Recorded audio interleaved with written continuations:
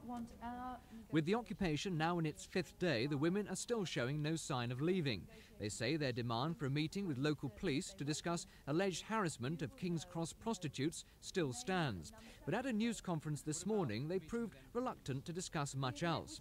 They claim they're negotiating with MPs, but wouldn't say which ones, and were equally unwilling about saying who they're representing themselves. There are women, you know, from the street in here, and some of you have spoken with them. That's all I can tell you. And I think that the police are very concerned to say that we're not representative because the police don't want to take the things that we're saying seriously. But the councillors who've been here, the MPs who've been here, and you yourselves ought to know that you have spoken with women who've told you this and this happened to me. Just to show, though, that you are representative, how many working prostitutes will you say are in the church here right now? I'm not prepared to tell you. The vicar of Holy Cross decided to hold yesterday's service in a nearby sports hall.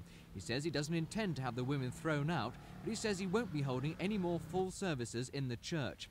He's also got his own doubts about how representative the women are of local prostitutes. As to actually representing the girls on the square, they don't really do that at all.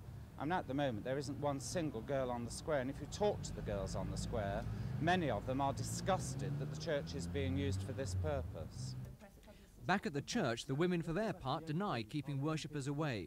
They say that's Father Richardson's decision. The situation with this church is that since Wednesday until yesterday it was open for normal services. Yesterday the vicar decided to move the normal service elsewhere, and you will have to ask him the reasons for that. Little is being said about negotiations tonight, but as the occupation drags on, it looks as if both sides are looking for the right face-saving formula. This is Steve Clark in King's Cross for Thames News.